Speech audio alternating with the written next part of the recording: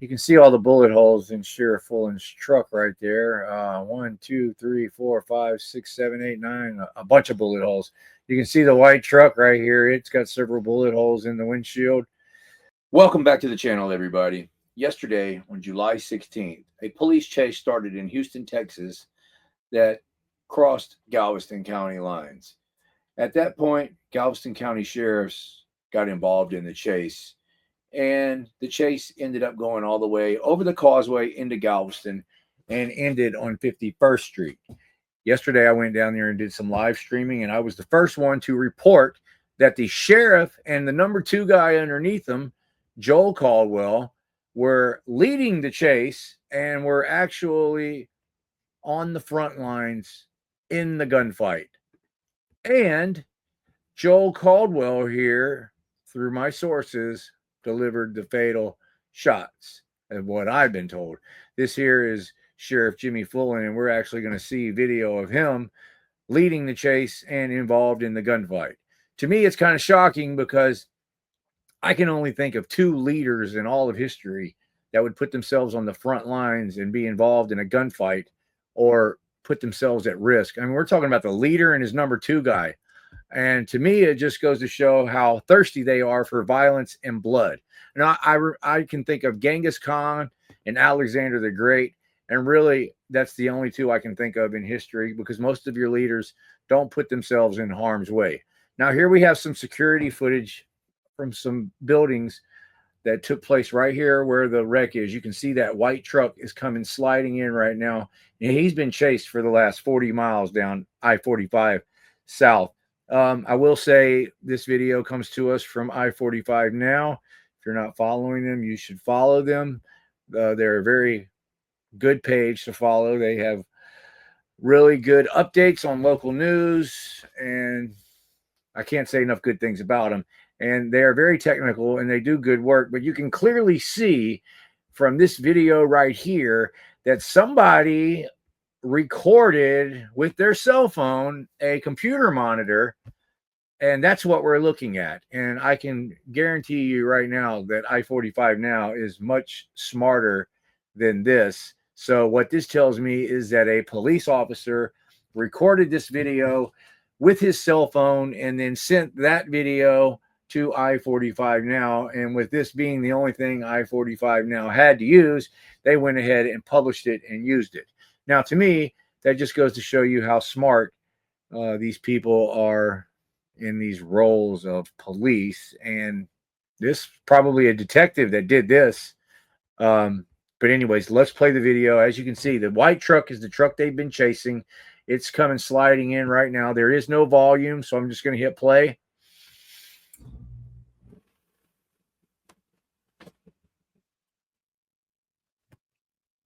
Now, the black truck right there, the door just opened. I'm pretty sure this is the sheriff himself.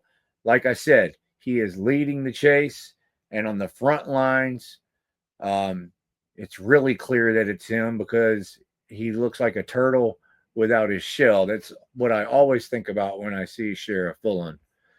Let's keep watching.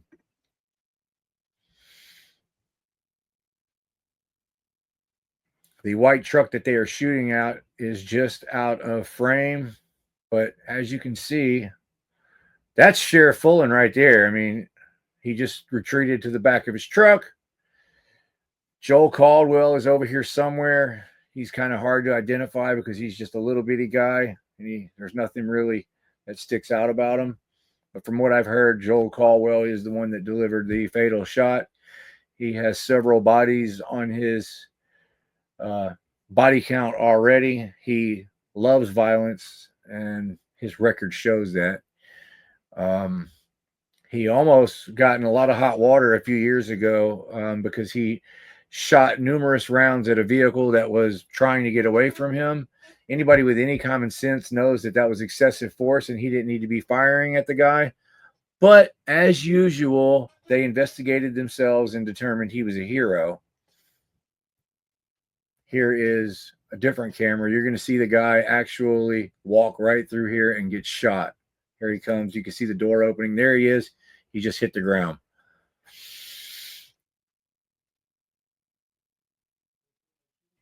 I would love to. Here's from a different camera, and the footage is really, really bad. We're going to watch just a little bit of it. There's Sheriff Fullen's truck. Sheriff Fullen was the first one in the chase. One of these vehicles is Caldwell, I'm sure. I'm going to have some really good footage of the bullet holes in this truck because I went to the scene yesterday and live streamed. We're going to look at some of that footage next. I had several minutes of footage from this camera, but I cut out most of it because just the footage is horrible. You can't really see anything here. So whenever you see all the officers approach his truck after they know that he's down, that's when I'm going to stop this footage.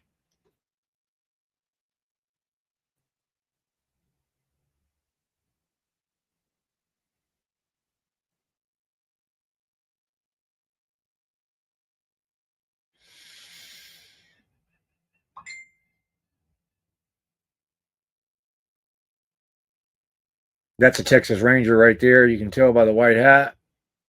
If any police departments in Texas need anything covered up for their officers, they are the agency that'll do it for them. Here's my footage yesterday. That black truck right there, yeah. I thought it was a white truck. Maybe I'm wrong. It's the white truck? Oh, I see it. It's the white truck with the door open. You can see all the bullet holes in Sheriff Fullen's truck right there. 1, 2, 3, 4, 5, 6, 7, 8, 9. A bunch of bullet holes. You can see the white truck right here. It's got several bullet holes in the windshield.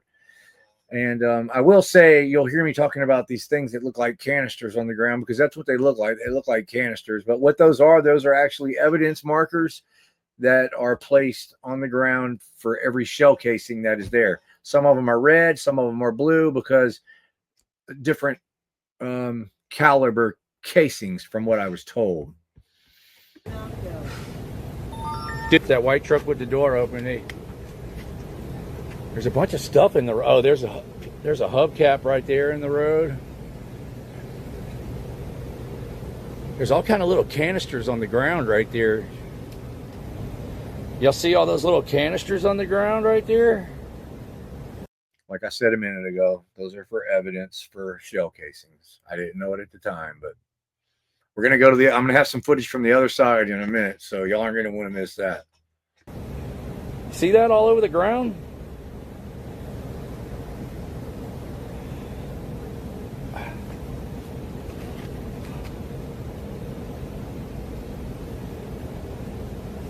Everybody keeps staring at me and pointing at me. Just go back to work, people. Good Lord.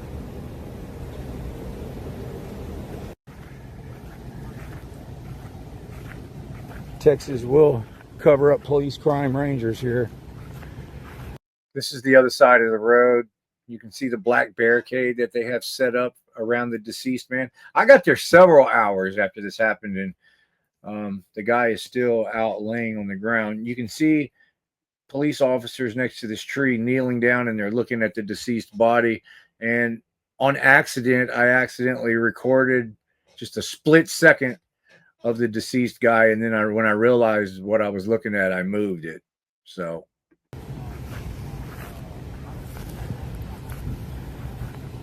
oh, see, they have that black stuff set up. That's where the body's at. You can see him kneeling down looking at it.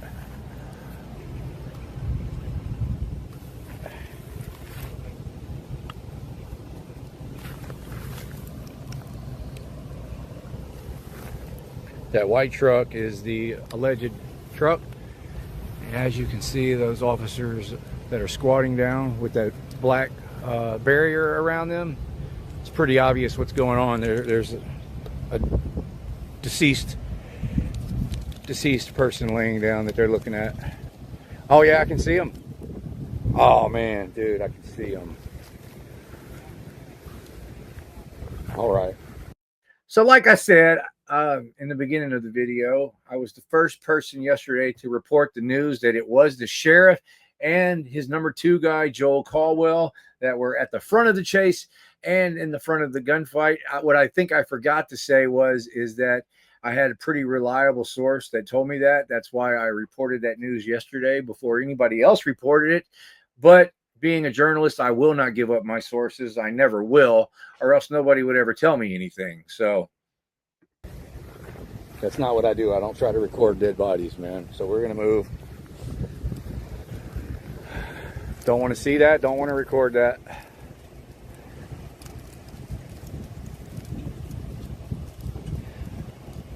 Guy with white hat for Texas Ranger, Joe. In case you didn't know. So, black SUV right there. Bullet holes through the windshield. You can see them clear as day. Wow, man, those are kill shots. Are those bullet holes, or is that something stuck to the windshield? I can't tell. Oh. They're breaking out the stretcher right there. They got the stretcher, so that means they're fixing to load the, there's the coroner and the stretcher. And so that's our cue to leave, man. Let's go. I'm not recording that. Everybody's got a good enough imagination. We're gonna ease on out of here.